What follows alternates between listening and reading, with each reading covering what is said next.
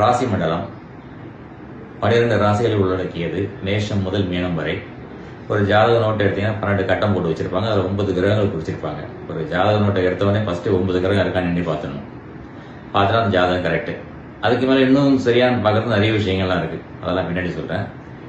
அப்புறம் இந்த 12 கட்டம் இருக்கு இல்லையா, இதெல்லாம் பாவங்கள் சொல்லுவோம். இந்த ஒவ்வொரு பாவமும் ஒரு காரக உறவினை குறிக்கும். அதே போல இந்த 9 கிரகங்கள் இருக்கு இல்லையா, அது கூட பார்த்தீங்கன்னா ஒவ்வொரு உறவை ரெப்ரசென்ட் பண்ணும். இதில் பார்த்தீங்கன்னா முதலாவது சூரியன். சூரியன் பார்த்தீங்கன்னா சிவனின் அம்சம் சொல்லுவோம், ஆத்மகாரகன். இவர் யார் ரெப்ரசென்ட் பண்றாருன்னா தந்தையை ரெப்ரசென்ட் பண்றாரு, அதனால தந்தை காரகன் சொல்லுவோம். அடுத்தபடியாக பார்த்தீங்கன்னா சந்திரன். சந்திரன் சக்தியின் அம்சம், இவரால் மனோகாரகன் சொல்லுவோம். இவர் யார் ரெப்ரசென்ட் பண்றாருன்னு கேட்டீங்கன்னா தாயை ரெப்ரசென்ட் பண்றாரு. ஸோ சூரியன் தந்தை காரகன், சந்திரன் தாய் காரகன்.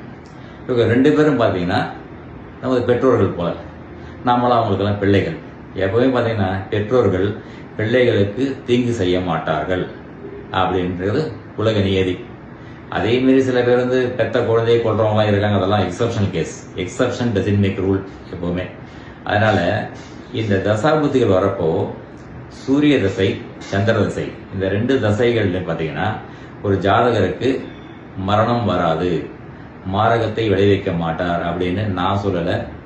உத்தர காலாமிருத நூலில் காளிதாசர் சொல்லியிருக்காரு. இது எந்த அளவுக்கு உண்மைங்கிறத நம்ம ஜாதகத்தில் செக் பண்ணி பார்க்கணும். சில எக்ஸப்ஷன் இருக்க தான் செய்யும். அதே நேரத்தில் பார்த்தீங்கன்னா இந்த சூரியனும் சந்திரனும்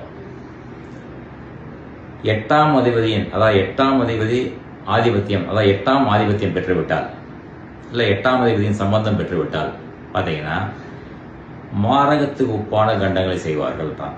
ஏன் இந்த 8ஆம் பாவம்னு சொல்கிறோம்? 6, 8, 12, 3 இருக்கு. அதெல்லாம் 8 மட்டும்னா 6, 12 விட்டுருங்க.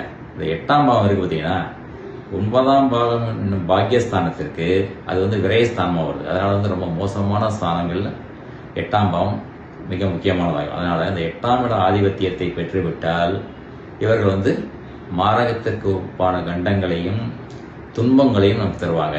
ஆனால் மாரகத்தை தரமாட்டார்கள்னு அடித்து சொல்றாரு. நடைமுறையில் பார்ப்போம்.